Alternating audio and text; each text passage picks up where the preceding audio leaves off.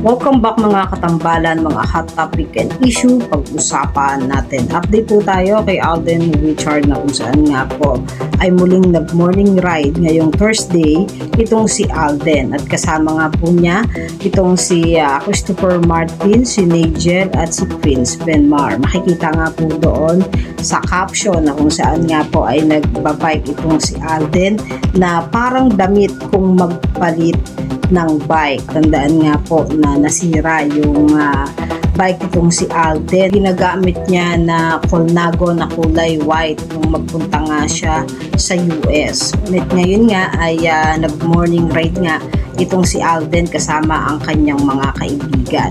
Makikita din na nag-post itong si Alden sa kanyang social media account ng ilang mga photos na kung saan nga ay kuha sa pag-morning ride ni na Alden at ang kanyang mga kaibigan na sina Christopher Martin, Nigel at Prince Benmar.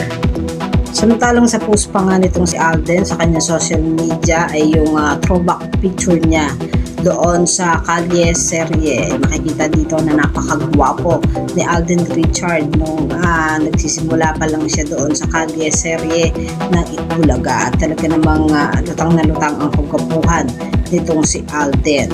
At syempre hindi nga nawawala sa post ni Alden sa social media yung mga verse na kanyang sinishare na kung saan nga po ay napakaganda ng mga verse na sinishare nitong si Alden sa kanyang social media account. Yan po yung mga update natin ngayon kay Alden. Kaya mga katambalan, ano ang masasabi niyo? Mag-comment lang sa comment section at pag-usapan natin. Yan ang mga hot topic and issue dito lamang sa Tambanang Chicken.